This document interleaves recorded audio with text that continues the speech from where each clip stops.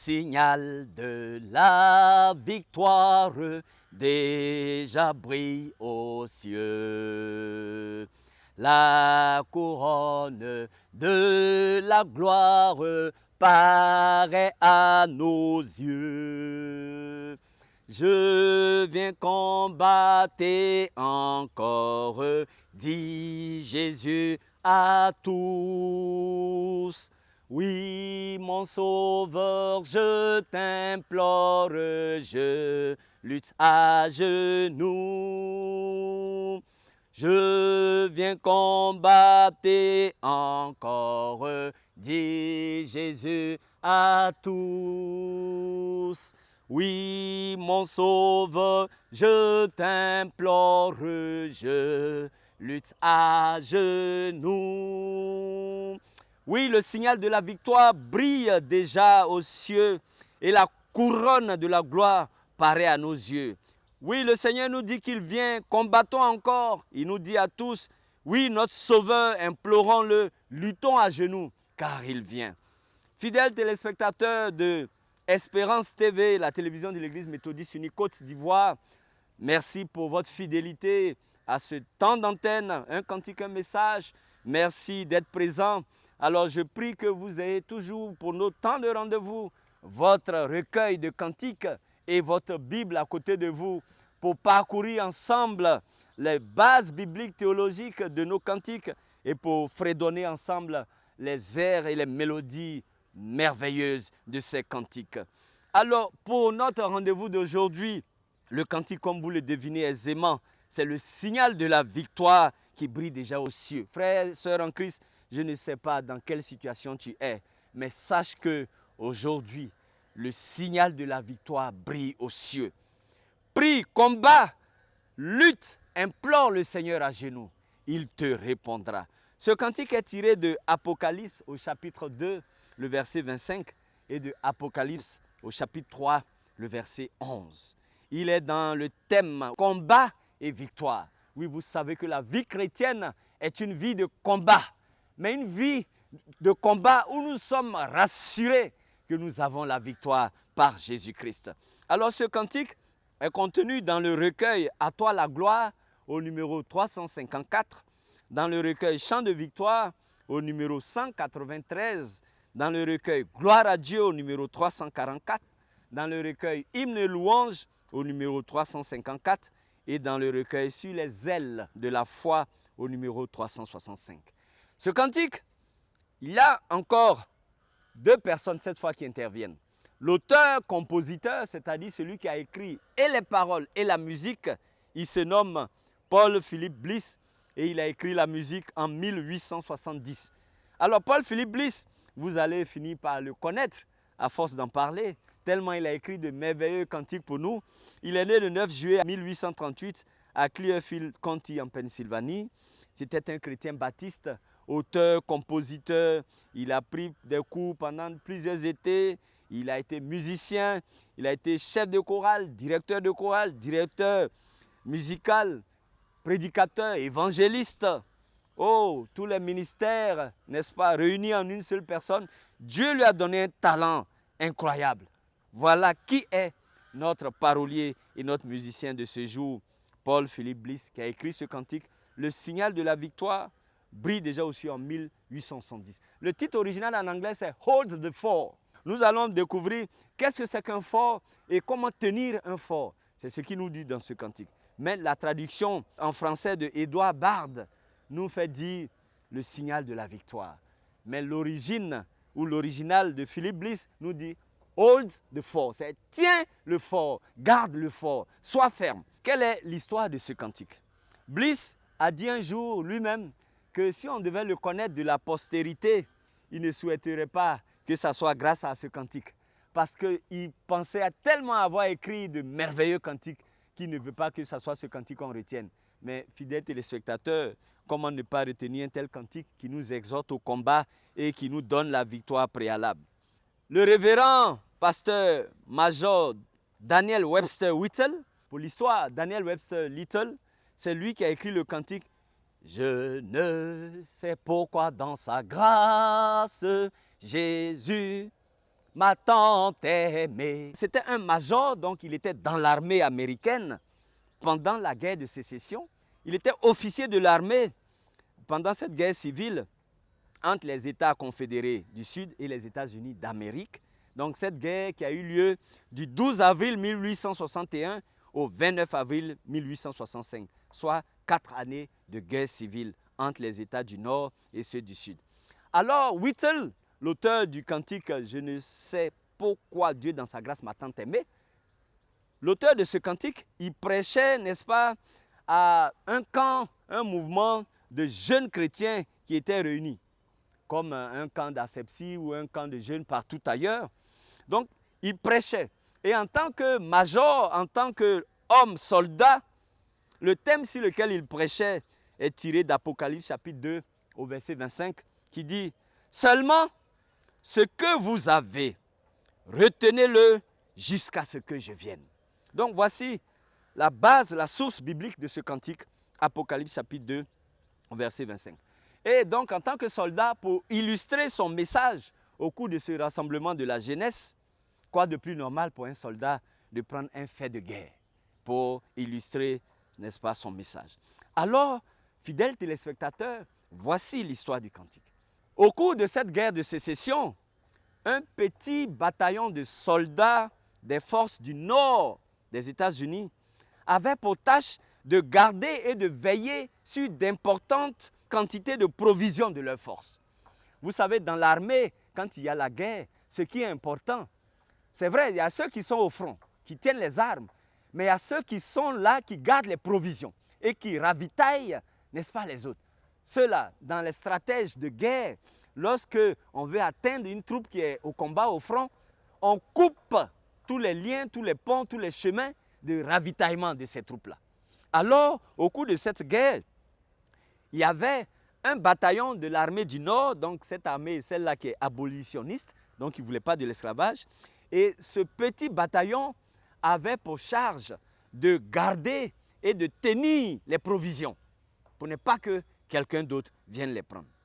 Alors ce petit bataillon va se trouver pressé de toutes parts par un gros bataillon supérieur des forces confédérées du Sud qui voulaient s'emparer de leurs provisions.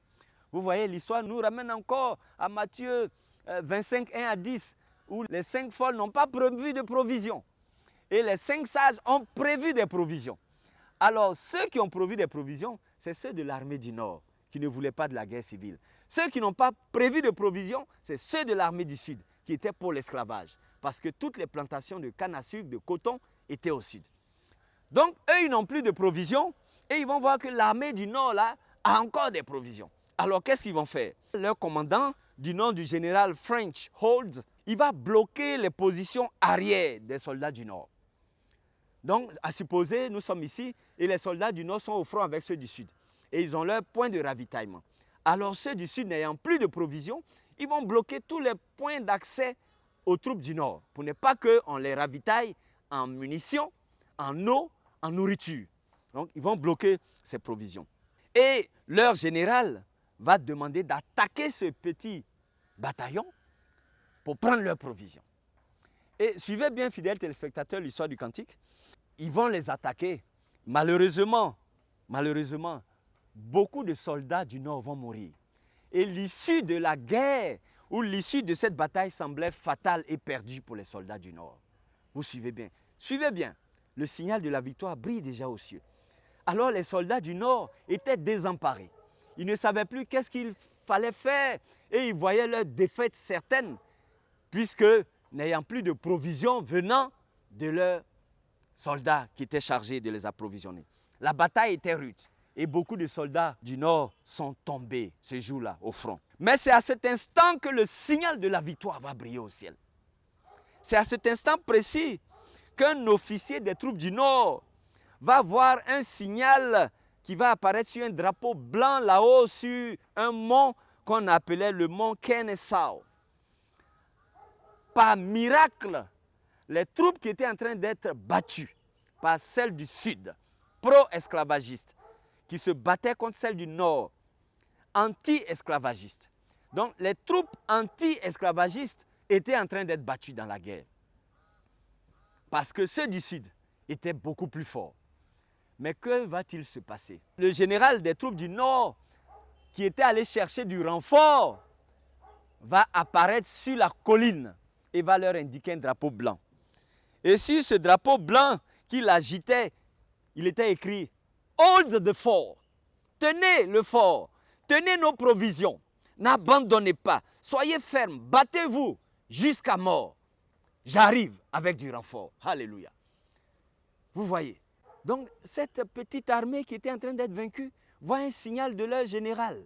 Ils croyaient être abandonnés par le général. Mais le général était allé chercher du renfort. Et il vient avec du renfort. Et il leur fait signe. Et cette nouvelle a fait comme une traînée de poudre parmi les soldats du Nord qui se sont vus revigorés et qui ont combattu. Et le général du Nord, du nom de William Sherman, est venu avec du renfort. Et ces troupes ont permis aux troupes du Sud de battre en retraite. Là où la défaite était déjà programmée par le signal donné par le général du Nord, les troupes, le renfort est arrivé et les troupes du Sud ont battu retraite. Et elles ont été vaincues par les troupes du Nord qui ne voulaient pas de l'esclavage parce que l'esclavage est anti-biblique et ils n'en voulaient pas. Dieu merci que ceux du Nord vont vaincre ceux du Sud et, n'est-ce pas, les États-Unis vont passer du stade de l'esclavage à un stade d'unification pour que tous les Américains vivent en parfaite harmonie les uns avec les autres. Lorsque le major Whittle a raconté cette histoire aux jeunes au cours d'un mouvement de retraite de la jeunesse chrétienne, lorsqu'il a raconté cette histoire, Paul Philip Bliss, notre compositeur, auteur qui était dans l'assemblée, il a saisi cette perche pour écrire un cantique. Il a saisi cette occasion pour écrire un cantique. Et le Seigneur donc a utilisé un moment d'histoire pour inspirer ce cantique qui a conduit de nombreuses personnes à la conversion. L'appel du Seigneur à chaque chrétien est d'être obéissant et fidèle, nous dit Paul Philip Bliss, et non de rechercher une vie de succès terrestre. Paul Philip Bliss nous dit, dans ce cantique, le signal de la victoire brille déjà aux cieux, que les difficultés et les défaites font partie de la vie chrétienne. Ce n'est pas parce qu'on est chrétien qu'on ne va pas connaître des difficultés. Ce n'est pas parce qu'on est chrétien qu'on ne va pas connaître des tribulations. Ce n'est pas parce qu'on est chrétien qu'on ne va pas connaître des adversités. Mais ce qui est certain, c'est que le signal de la victoire brille toujours aux cieux et que les chrétiens auront la victoire. Donc, les difficultés font partie, les défaites font partie de la vie chrétienne.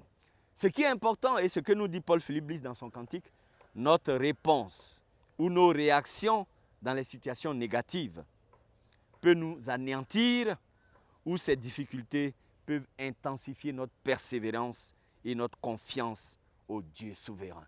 Voici l'image, voici le message.